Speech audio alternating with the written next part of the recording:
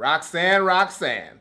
I don't want to be a man. No, that's a little weird. I mean, like, the age gap is crazy. I mean, you could be my cool ass aunt. We play spades and shit, battle rap once in a while. That'd be cool.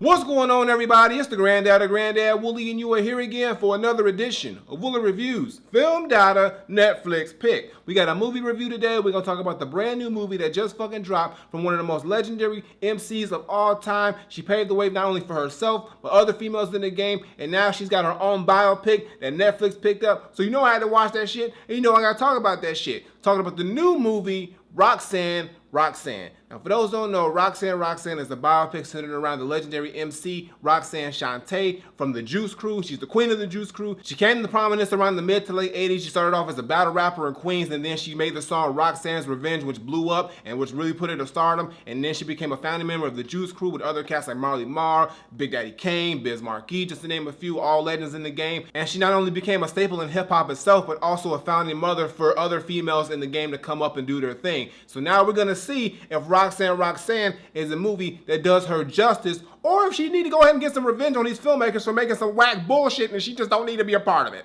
I don't know, but we gonna see. Let's talk about the shit. Now, like I said, this movie is a biopic, so it does center around the life of Roxanne Shante, most notably her teenage years when she was coming up in the game. It starts off with her in the battle rap scene where she would just battle motherfuckers for $50 to $100, and she was pretty much the champion of Queensbridge. And couldn't nobody fuck with Roxanne. If you battle Roxanne, you had to bring your A game, but now she was gonna crush your ass, your spirit, your will, and leave your ass broke all at the same time. And from that, she was able to build a pretty solid name for herself in the battle scene, but this is her life at the same time, so you get to see little pics of what her home life was like with her mom, with her sisters that she was growing up with, and you can see that Roxanne was just pretty much a normal 14-year-old girl who just had bars and was crazy, but she wanted to live her life and just do the same thing that 14-year-olds did. And as you watch this movie, you see that not only does it center around her life as a hip-hop artist, but also just as a general 14-year-old girl growing up in Queensbridge and the things that she went through, not only good, but also bad. So it's a good thing to see that they didn't focus on too much of one thing, but they gave us a full scope of who Roxanne Shante is as a person, and we get to see that on screen. And that's pretty much the general setup of the movie. Now here's the thing, is the movie good? And I will say, yes, it's pretty fucking good with some things here and there, but overall it's a really good movie. First of all, let's talk about Roxanne Shante herself. The character portrayal, which is done by a young actress by the name of Shante Adams, who really does a good job on here. I think this is her first major role, and she really does a good job portraying Shante. She looks like Shante, she sounds like Shante, she acts like Shante, and she pretty much gets the whole vibe and feel of who Roxanne Shante is throughout her role. Even though there are some scenes where you can still tell that Shante Adams is a bit green with the acting, she's got a little bit of delivery issues here and there. Some things that I picked up on, but that will get better with time as she does more and more projects and roles. But I will say she did an amazing job portraying the role of Roxanne Shante, and I can't wait to see what she does further in her career, because I think she's gonna be very, very good as time goes on with more and more roles under her belt. But this one right here is a good ass start, and I mean, I ain't got really nothing too bad to say other than the things that I said before, but overall, she killed her role, did her damn thing. And speaking of killing roles, I gotta give it up to the one and only Nia Long, who plays Roxanne Shante's mother in this movie. She does a phenomenal job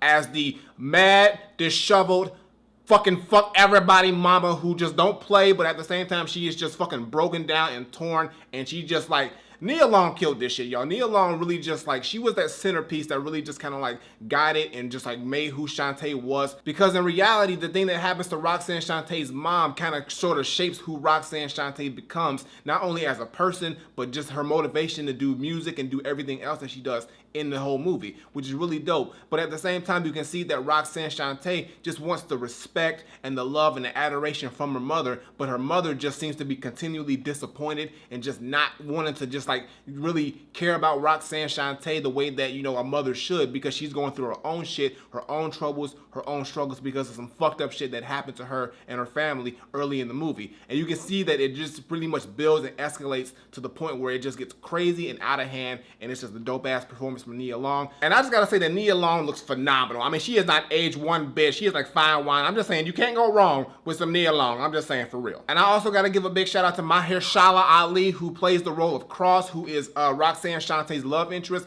And from the moment that this motherfucker comes on screen, you know he up to no good. You know he got some shady shit going on. But Roxanne loves them bad boys apparently, and like shit just escalates. Like, you know, he's trying to get with her even though he like old as fuck and she like 14. Some pedophile shit going on. It's really weird looking looking at on the screen. He's like, nigga, you know damn well you don't need to be messing with that little girl, but he don't give a fuck. He don't give a fuck at all. And Roxanne Shante, she like it, and you know, they end up in a relationship, and the shit just goes bad, like really fucking bad, and you just see a whole bunch of fucked up shit going on. But you kind of saw it coming because this motherfucker just looked fucked up and grimy from the jump. But you know what I mean? Roxanne, she didn't see it. She was young, and that's what it was. But Shiloh Ali, fuck it, I'm gonna say Prince Ali, his rap name, because I can't get that shit out right. So Prince Ali, he killed his fucking role. He's doing his thing. Shout out to him, because the fucking character portrayal he did in here as well, fucking on point. And with all those great performances and just the general plot of the movie going so well, I mean, you get to just see Roxanne Shante coming up from the battle scene to when she ends up rapping Roxanne's Revenge and it blowing up on the radio, and then she's going on tour and her name's all over the place, and she's dealing with the newfound fame and success, and that comes with good things and bad things. She's got to worry about money and trust issues and her getting paid, but at the same time, people just being jealous of her.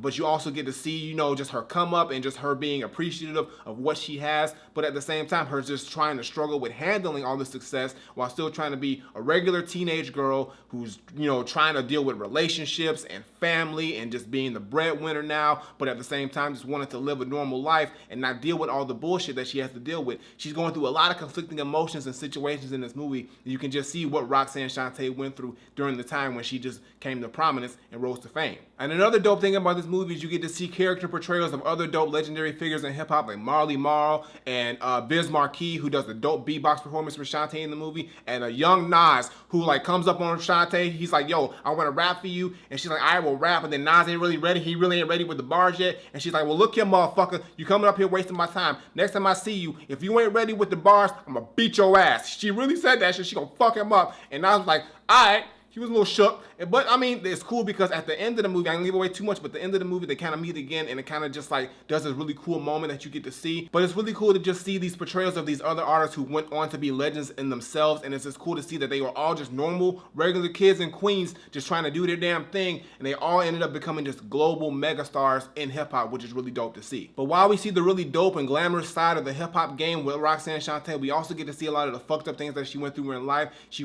dealt with homelessness, domestic violence, and abuse, a whole bunch of things that she went through that just was really just like fucked up. And I mean, she was 14 at the time when these things were happening, and you can be like, yo, like, you know, she shouldn't be going through this at her age, but you know, she was thrown into this hip-hop scene, and she was dealing with all these older dudes and all these just crazy motherfuckers who was taking money from her and just not being truthful with her. So she dealt with a lot of BS and bullshit, but at the end of it all, she persevered, she went through it, and she ended up still becoming the legend that she is today, which is very admirable. And it's just good to see that side of her life, as well as the successful hip-hop MC side of her that we get to see as well. And overall, y'all, I really enjoyed this movie. I didn't have too many issues with it other than the acting on here is a little rough around the edges with some portrayals and characters. Also, I feel like the last parts of the movie were a bit rushed, especially when she goes from, you know, being with Cross to ended up getting pregnant, and then to the whole domestic violence shit. They pretty much just panned to that shit within like 10 seconds, not even. And it's just like there was no build up or no lead into it. You can see some tension, but not really. It just kind of rushed through the last parts of the movie to get things through. That's the only thing I really didn't like. I wish it would have spaced out a bit. Even though the movie's already an hour and 40 minutes long,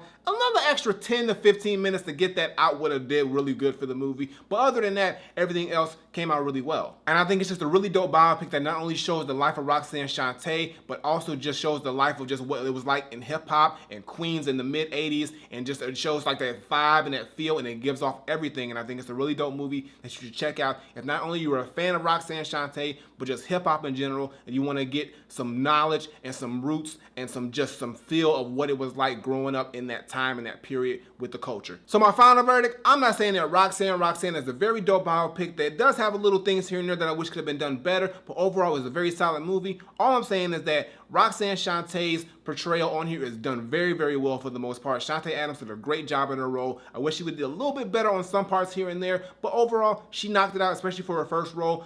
Shiloh Ali and Nia Long did phenomenal in here with their characters, even though I think that some parts on here could have been done a little bit better as well, especially with the pacing and the end of the movie. I think it does come off really, really nice, and overall, it's just a movie that feels authentic, it feels real, and it's just something that I will be watching, or I could watch again. It's not a perfect movie, but it is really damn good. So all I gotta say is that for me, Roxanne is not Granddad approved because it's not perfect and there are some things here and there, but it's almost there. Almost made it, y'all, but I will give it a very highly Granddad recommended. So go check this movie out. It's out right now on Netflix. I definitely think you should check it out if you're a fan of hip hop and Roxanne Shante. This is definitely a movie that'll get you up to speed with who she was if you're not familiar. And if you are familiar with her, I think they did a really good job portraying that. I mean, she herself, Roxanne Shante, had a lot to do with this movie, so it was good to see that she was heavily involved. And I think the product of it overall came out well. But I got nothing more to say. Roxanne Roxanne is very highly Granddad recommended. So go watch the shit right fucking now. Flip it. All right, y'all, that's going to do it for today's video. Make sure you give me a thumbs up and drop a comment. Tell me what you think of Roxanne Roxanne. If you've seen it, if you have not seen it, I definitely think you should check it out. It's a very well put together biopic. Roxanne Shante is a very, very legendary figure in the hip hop community, in the hip hop game. So check out her shit. Check out her work. She's only got like 2 albums in like 30 years, but check it out. Check out Roxanne's Revenge, her biggest song, and then also just check out anything else she's done. And I mean, like, watch the movie. Just watch the movie because it's a really good movie, really good character portrayals. Nia Long did her thing. My hair, Shiloh Ali did his thing, and Shante Adams did her thing too. I'm looking forward to seeing more of what she does in the future. Previous videos on the side was my latest single. Check that out, show us some love. And as always, Twitter, Facebook, SoundCloud, Instagram, links in the description below. And subscribe, button on the screen, button below, Woolly Reviews, twice a week, as well as the Granddad's Top 30. Check that shit out. Let's talk about the shit, gaming with the Granddad, all the dope videos. All that shit's below. Patreon, GoFundMe, all that good shit. Check it out. You know what it is. And I got nothing more to say. So until next time I take my leave, granddaughter, Roxanne Roxanne. It's a dope movie. Roxanne Shante, a legend in the game. Check it out. But I mean, like, really? 14? The nigga was messing with you? Like, for real? It's weird. It's wild in them streets. It was wild in them streets. I'm out of here.